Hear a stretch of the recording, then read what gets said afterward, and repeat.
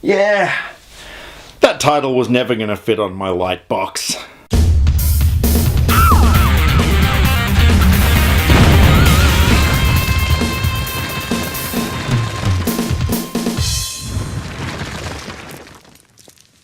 Hello everybody and welcome to my review of The House with a Clock in Its Walls. Not actually house clock walls, that was just what I had to put up there because there's just too many words to fit on that thing, but you know, I think I did okay. So this was a movie that I saw exactly a week ago, and I have had such a busy week. I have only just now had time to actually sit down and review this damn thing because oh man, it's been hectic, but all good stuff. I actually got to produce the first episode of an ongoing monthly series for this online publication that I work for, but I'm not going to get into that now. I'll talk about it after the review because now it's time to discuss The House and the Clock on the Walls. So this is a movie directed by Eli Roth. Now, if you've been following my channel, you know I am a massive Eli Roth fan.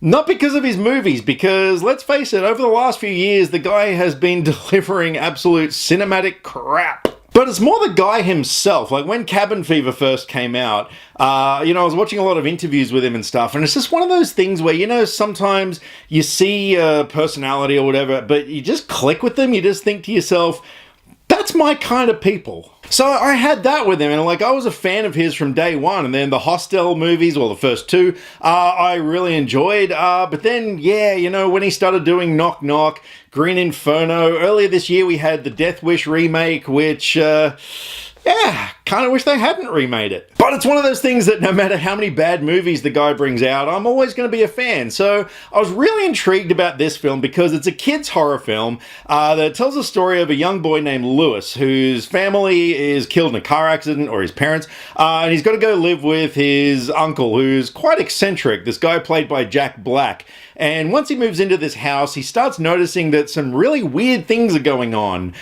We got the next door neighbor played by Cate Blanchett, who's sort of this, again, kooky, eccentric person. And yeah, it turns out that the two of them, one's a witch, one's a warlock, and there's a secret in this house involving a clock. So yeah, the guy who did torture porn is now doing a kid's horror film. So yeah, I was very curious. And look, I liked the film. I didn't love it, but it was, yeah, it was pretty good. In terms of the visual aspect, it was great. Like, this is a really memorable film visually. There were so many scenes.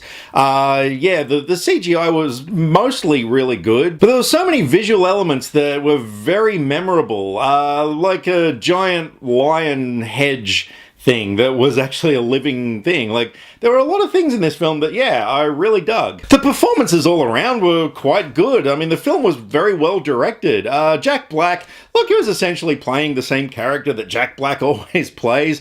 But yeah, I liked him in this role as a magic user. There was something a little bit different there, I guess. Cate Blanchett, I mean, you know, can she do any wrong? She was great. I loved her quirky little accent and stuff. Yeah, I thought she was really cool. And Owen Vaccaro, who was the little boy in the film, he was actually really good too. You know, I mean, child actors kind of hit and miss, but no, I thought he did great, especially in some of the scenes where he had to convey a lot of emotion. Yeah, that really came through the screen quite well, and yeah, hit the feels a little bit. But one of the standouts in this film was Kyle MacLachlan as an evil wizard named Isaac Izzard. Evil wizard Isaac Izzard. Yeah, okay, whatevs. Yeah, his performance was great. He was kind of the villain of the piece, but yeah, most of the time he was under heavy makeup, but it looked really, really cool, and you could barely recognize that it was Kyle MacLachlan.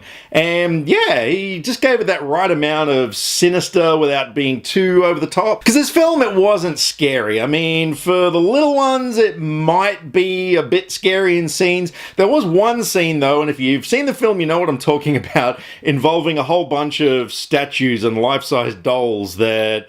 yeah, that was heebie-jeebie stuff. But yeah, overall, it was more just a fun kind of a film. So again, yeah, while I liked the film, I didn't love it. I just thought some of the scenes might have dragged a little bit. I mean, the film was an hour 45. It didn't go too long, but some of the scenes, yeah, were kind of like just wanting you to get to the next bit, because there were other scenes that were really engaging, and, you know, especially like, you know, when this kid wants to be a magic user as well and is learning the craft and stuff. You know, there was a lot of stuff there that was pretty cool. But yeah, then there was some heavy exposition scenes that sort of dragged it down just a little. And aside from that, I just wish there was more of a sense of urgency towards the end of the film, because the whole plot revolves around a doomsday clock, which is going to basically bring about the end of the world.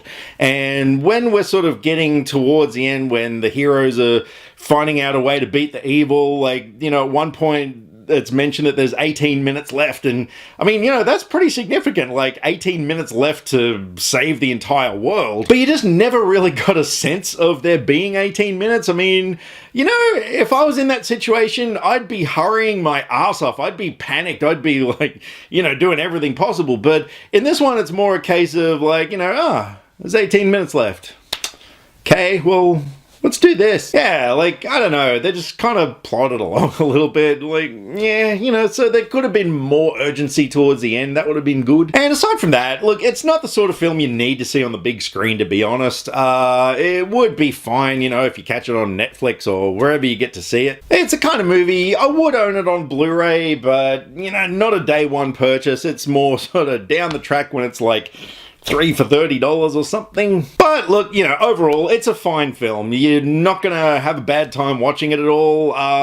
Yeah, I thought it was not too bad. Eli Roth, you did it this time, buddy. So despite its few flaws, I had a good time with it, and I'm gonna give The House with a Clock in Its Walls a 7 out of 10. So, like I said, yeah, I do apologize for the lack of reviews I've been bringing out lately, but yeah, I have been really busy. So this online publication I work for is called Independent Australia, and it largely deals with political stuff. So the managing editor asked me if I wanted to produce a monthly segment called Bloody Idiot of the Month. And over the last week, yeah, we managed to get the first episode out, so yeah, I'll put a link to it down in the description box. We had so much fun making it. It was, yeah, such a great experience. And funnily enough, I got to use a lot of the stuff that I've learnt from doing YouTube in this video. But I will try and see more movies. Obviously Venom is out, so yeah, I should probably go see that. Maybe. And I'm really keen to see A Star Is Born as well. That looks really good. So stay tuned to my channel, and in the meantime, if you have seen House Clock Walls, let me know what you thought of it. I'd love to hear your thoughts, so drop me some comments either here or on Facebook or Twitter. All the social media links are in the description below, because I like to talk about movies and I would love to talk about movies with you. Catch you next time. Click subscribe to stay up to date with all the latest movie reviews. Skynet will be taking over any day now, so what have you got to lose? Nyah.